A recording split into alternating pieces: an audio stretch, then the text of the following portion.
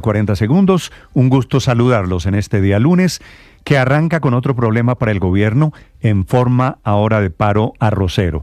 En 200 municipios de Colombia, a las 7 de la mañana, comienzan el bloqueo de vías, anunciado para Tolima, Huila, Casanare, Meta, Arauca, Guaviare, Córdoba, Sucre. En total, 23 departamentos en donde se produce en Colombia arroz, unos muchos más que otros, por supuesto campesinos, todos productores que anuncian que van a bloquear vías alegando que el gobierno les ha incumplido sus promesas y los acuerdos y que hoy sus cosechas están dando pérdidas. Es cierto, esta es la peor crisis para los arroceros en su historia. Están produciendo a precios ruinosos, por debajo del nivel de producción, con unas importaciones crecientes, con un contrabando desbordado y con la eliminación de los subsidios declarada por el gobierno. Comienzan el paro a las 7 de la mañana, dentro de algo menos de una hora, exigiendo mejores precios y ante todo que el gobierno cumpla los compromisos. Anoche la ministra de Agricultura, Marta Carvajalino, intentó frenar el paro, invitando al diálogo. Dijo que el gobierno trabaja para proteger la producción nacional. Los productores de arroz sienten una cosa totalmente diferente, que hay un desequilibrio entre el costo de producción y el costo de venta de sus cosechas, que están produciendo a pérdidas. Como si fueran poco los problemas y las peleas del gobierno, ahora el presidente casó dos batallas más. Una con el Banco de la República y otra con los magistrados de la Corte Constitucional, ambas peleas por el futuro de la reforma pensional. La pelea con el Banco de la República es particularmente increíble. Le envía una carta el gerente del banco, Leonardo Villar, a la Corte Constitucional diciéndoles que si aprueban la reforma pensional, aplacen 3 meses, solamente 3 meses, la entrada en vigencia de lo que tiene que ver con el Banco de la República, para poder cumplir con la contratación necesaria entre gobierno y banco. Recuerden ustedes que toda la plata que van a devolver de los fondos privados la va a administrar para efectos de garantías el Banco de la República. En el fondo, lo que dice el gerente es una confesión de que no están listos todavía para implementar la reforma que debía haber entrado en vigencia el 1 de julio pasado. Como la reforma está aplazada, su entrada en vigencia todavía es incierta. Tampoco avanzaron en la contratación entre el gobierno y el Banco de la República para que el banco maneje el fondo del ahorro de eso que se llama técnicamente el pilar contributivo del sistema, es decir, la plata que todos los colombianos tendremos que cotizar en Colpensiones. Una advertencia, esta petición del Banco de la República, que provoca el ataque del presidente Petro, diciendo que son vampiros los integrantes del banco y su junta directiva, diciendo que están llevando la economía hacia el vampirismo financiero, el presidente que utiliza con frecuencia términos como estos. Y fuera de eso, el presidente casa la pelea con la Corte Constitucional, a cuyo presidente acusa de engavetar y de enredar el trámite de la reforma pensional. En realidad no es él, el magistrado Ibáñez, el presidente de la Corte, el responsable de que la reforma pensional no haya entrado en vigencia. Es que no ha salido el auto, entre otras cosas, porque no lo han podido firmar. Recuerden ustedes que la Corte le pidió a la Cámara de Representantes que subsanara un trámite, el de la aprobación del último debate. Esos magistrados que no han firmado el auto de la Corte Constitucional son Vladimir Fernández, Natalia Ángel y Miguel Polo. Ellos argumentan su decisión en que el documento es diferente a lo aprobado en la sala plena del 17 de junio y por eso no han firmado, esperando que la sala plena de la otra semana, la del 23 de julio, arregle todo esto. El problema vuelve, el presidente de la República vuelve este problema que es estrictamente procedimental en una batalla ideológica.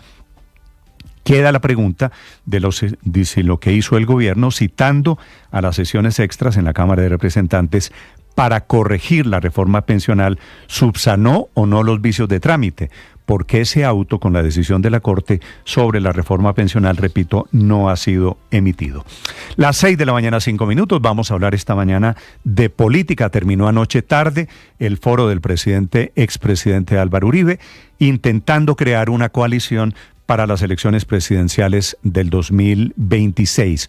Foro en el que le dio la palabra al padre del precandidato Miguel Uribe Turbay, que termina haciendo la exposición de cómo está la seguridad en Colombia. A propósito de Miguel Uribe, les contaré de la entrevista de su esposa, María Claudia Tarazona, en el programa Los Informantes de Caracol Televisión, diciendo que el presidente Petro nunca en estas 5 semanas largas la llamó a darle su solidaridad, diciendo que fue ella quien sostuvo la cabeza de Miguel Uribe cuando iba en la ambulancia mientras lo trasladaban a la Fundación Santa Fe de Bogotá, contando cómo en esas horas posteriores al intento de asesinato estuvieron a punto de declarar la muerte cerebral. Ahí empezaron, dice ella, los milagros. Hoy la vida de Miguel sigue en manos de los médicos de la Fundación Santa Fe. María Claudia es una mujer valiente que habla de su hijo en este reportaje y habla del otro niño, el sicario, el muchacho de 15 años, que fue quien disparó sin rencor. Dice que ese muchacho es víctima de una sociedad que en vez de darle balones a estos niños, les está dando armas de guerra. Van 37 días del atentado a Miguel Uribe. Hay novedades sobre el costeño, que es el responsable de ese atentado.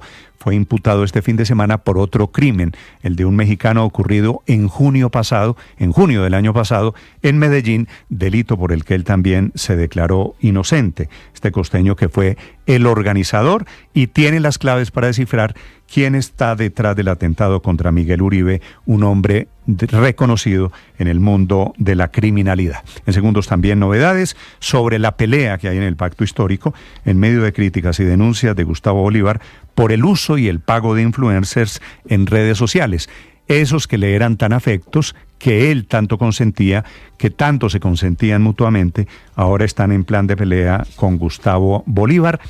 Esta semana, el fin de semana entrante, será la cumbre del petrismo, del pacto histórico, para dar el primer paso para escoger al candidato de la izquierda, pensando en las elecciones presidenciales del 2026. Un gusto saludarlos. Les contaré también en segundos de la guerra arancelaria, que este fin de semana quedó revivida desde los Estados Unidos. El presidente Trump anuncia para el 1 de agosto aranceles para Europa y para México serán del 30%. Esta mañana hay cumbre de ministros de Europa, se desarrolla en Bruselas, definiendo cómo será la respuesta de Europa si es en modo de guerra arancelaria. Sufren los mercados por cuenta de las nuevas batallas también del presidente Trump. Bienvenidos, es un gusto saludarlos en este amanecer. Es lunes 14 de julio, es el día de la independencia de Francia. Por la Bastilla, hace 40 años fue presentado por Nintendo el famoso juego, el de Mario Bros. Han pasado ya 40 años desde que este juego abrió el camino de una de las industrias grandes en el mundo del entretenimiento. 6 de la mañana, 8 minutos. Bienvenidos. Enseguida el resumen lo preparamos en Voces y Sonidos en Mañanas Blue. A partir de las 8 de la mañana de este lunes comenzará el paro nacional de los arroceros, una jornada de protesta indefinida que se desarrollará en múltiples departamentos del país. La movilización contempla bloqueos parciales y rotativos de vías, especialmente en zonas productoras como Huila, Tolima, Meta, Casanare, Los Santanderes y los Llanos Orientales. Óscar Gutiérrez, director de Dignidad Agropecuaria. Destinaron 22 mil millones de pesos, de esos puso 5 mil fe de arroz y todavía no hay un solo arrocero en Colombia al que le haya llegado el apoyo a la comercialización. Por esta razón, el Ministerio de Agricultura publicó para comentarios un proyecto de resolución con el que buscan someter este arroz al régimen de libertad regulada, es decir, que junto a los campesinos y productores se fije un valor del producto para evitar pérdidas. La vía al llano vuelve a presentar complicaciones por las fuertes lluvias. Deslizamientos, crecientes y hundimientos han bloqueado varios tramos entre Bogotá y Villavicencio. El municipio más afectado es Quetame, que permanece incomunicado y con cerca de 3.000 personas damnificadas. En Puente Quetame, más de 45.000 personas han tenido que salir por las emergencias. La situación se extiende a 7 municipios de la provincia del Oriente, además de Medina y Párate Bueno. Esto lo confirmó el gobernador de Cundinamarca, Jorge Emilio Rey. Tenemos municipios como Caquesa bastante bien afectado. Tenemos un puente que quedó absolutamente caído en el piso por la fuerza de las aguas en la vía que conduce del sector de Placitas al sector de Caquesa. Tenemos también en UNE, en el sector del Salitre, una una grave complicación. Allí casi que la vía está absolutamente destruida. Cerca del 90% del tráfico en esta vía corresponde a transporte de carga. Cada hora de cierre total traduce una pérdida económica cercana a los 624 millones de pesos y por día las afectaciones ascienden a la suma de 6.338 millones de pesos. El presidente de Fedetranscarga, Arnulfo Cuervo, confirmó que el gremio transportador perdió más de 6.000 millones de pesos por los bloqueos en la vía al llano debidos a los deslizamientos de los últimos días. Asimismo, aseguró que son más de 1.300 toneladas de productos como arroz, alimento para animales y material de construcción los que han representado pérdidas económicas. Se presentaron 45 focos de emergencia a raíz del impresionante aguacero que se registró en Bucaramanga y en el área metropolitana durante este fin de semana, precisamente allí en el departamento de Santander. Los municipios más afectados, por ejemplo, Bucaramanga, San Gil, donde hubo caída de árboles, caída de roca, desprendimiento precisamente de algunas vías, pero también viviendas afectadas, sobre todo en algunos barrios de Bucaramanga. Hablamos con Diego Rodríguez, es el comandante de bomberos de Bucaramanga. Sí, fue una noche bastante compleja, fue una noche en que casi que todo el tiempo estuvimos en la calle, por no decirlo que todo el tiempo, y continuamos realizando labores, pero seguimos y ese es nuestro trabajo como bomberos de la ciudad. Esto es una cadena de milagros. Estoy entregada completamente, para mí no es una opción, no lo miro, no lo contemplo y menos ahorita. María Claudia Tarazona, esposa del precandidato presidencial Miguel Uribe Turbay, abrió su corazón tras un mes del atentado del que fue víctima Miguel en Bogotá. Por primera vez y desde su hogar abre las puertas de su corazón para hablarle al país los secretos de su corazón en medio del dolor y cómo recuerda los últimos momentos junto a Miguel. Se nos desapareció el mundo entero, bailamos todos, el uno pegado al otro toda la noche. Yo le decía, Miguel, te amo, y me decía, yo te amo, tú eres mi vida entera, y se nos desaparecieron los amigos, todos, estábamos él y yo.